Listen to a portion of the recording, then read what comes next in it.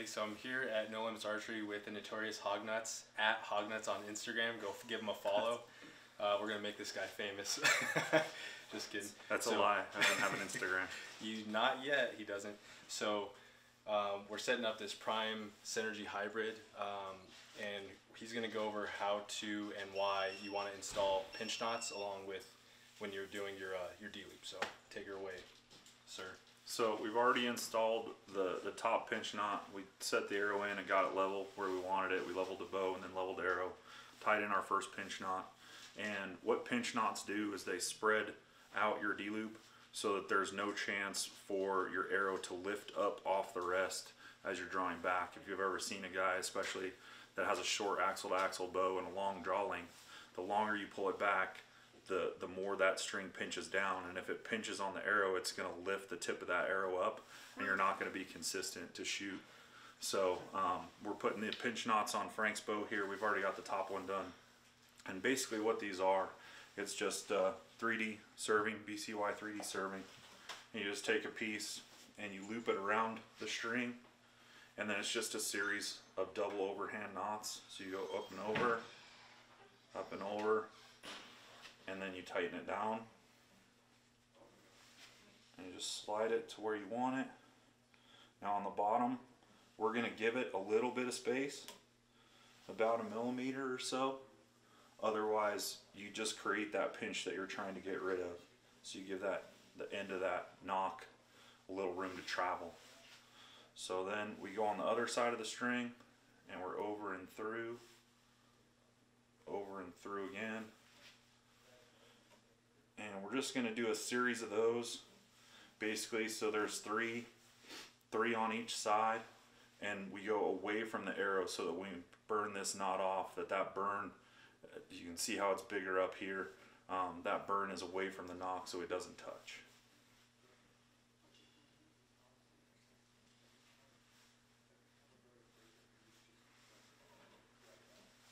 Jason just tied in the pinch knot, so Nate's going to pan over. I'm going to use my hoodie as a backdrop, and you kind of see what he tied in there. So the next step is he's going to tie in the D-loop. So he's going to show you what he's using there and how to tie in the knot. Take her away. So we've got the BCY number 4 D-loop. We like this stuff because it's a little stiffer. Grabs on the string real well. So you just cut yourself off a chunk. You take the tip, and you just fluff it up like that, just so that it's all sprayed out.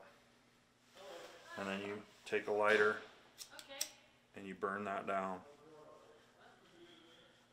And try not to catch it on fire, but as it melts down, when it comes together, then you can take the lighter and just mash that end in, so you get a nice round ball on the end so that it can't pull itself through. So for right-handed shooters, you want to start, just make a loop and put it around the string, and then put both ends through.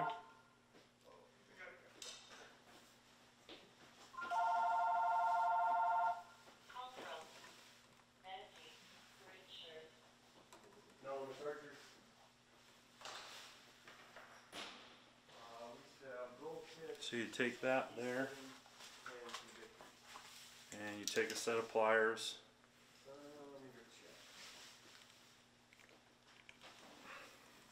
just nice and snug, and then you're going to repeat that process on the bottom. You're going to come in front, around the string, through the hole, and then back around the string and through the hole the opposite direction.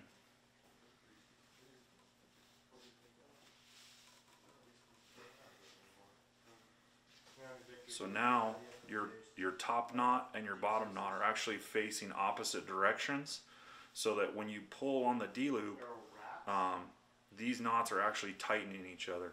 If the two knots face the same direction, your D-loop will never be snug and it'll constantly want to walk around your string.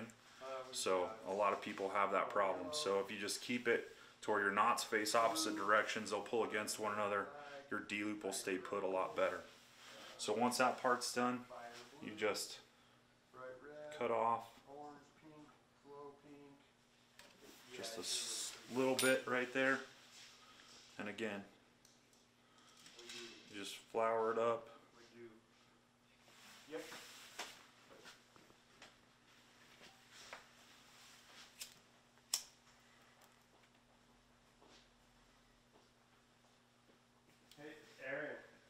So we're walking through.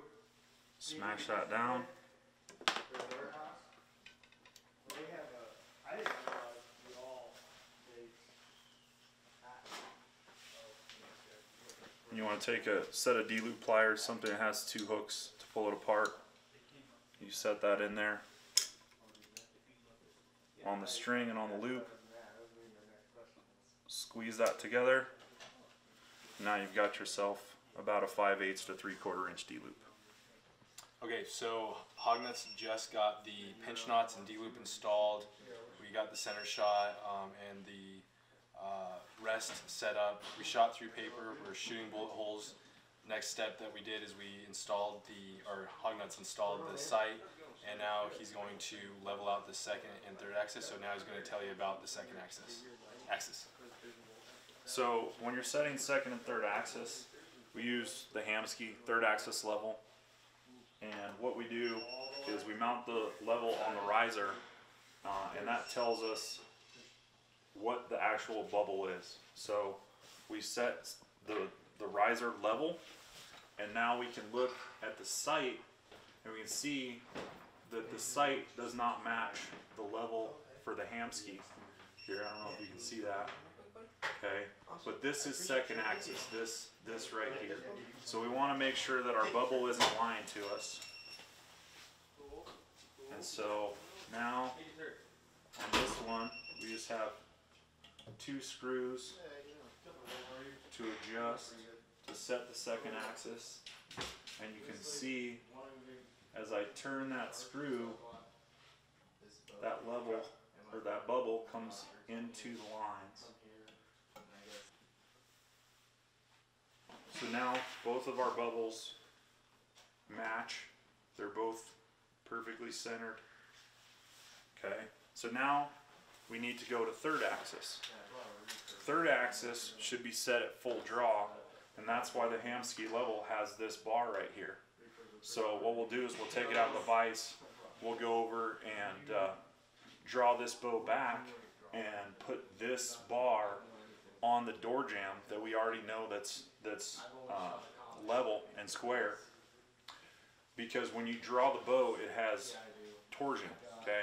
It twists in your hand, and if your level or if your sight spins in like that or out like that, you're going to see these lines at an angle, and it's going to look like your bow isn't level, and you're going to torque your bow one way or the other, and you'll miss. I can't remember if you miss to the right uphill and to the left downhill, or vice versa. I can never remember.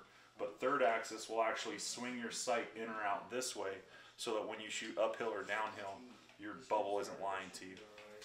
So we'll go over to the door and get this pulled back and check third axis. Alright, so now we're going to check third axis. For most people, you should put an arrow in the bow just in case something happens. You don't want to blow up your bow while you're doing this. We use an anti-dry fire release, so you can't actually let the string go, but it's always good to load an arrow just in case.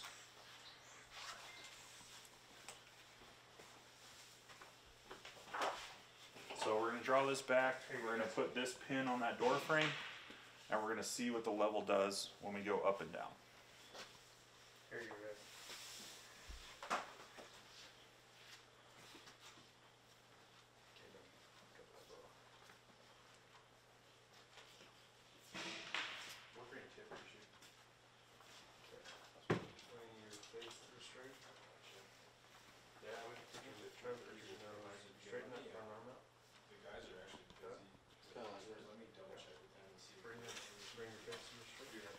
Okay, so we're pretty close. We do need to make a slight adjustment to this. Alright, so now when I come down to a 45 degree or go up to a 45 degree, the lines stay in the middle. Where when we started, it came off to the side like that and was bouncing just outside the line. So we made a slight adjustment to the third axis bracket and got it to where now, no matter what level we're at, where we're on a flat plane, we're down 45 or up 45, that bubble stays in the middle.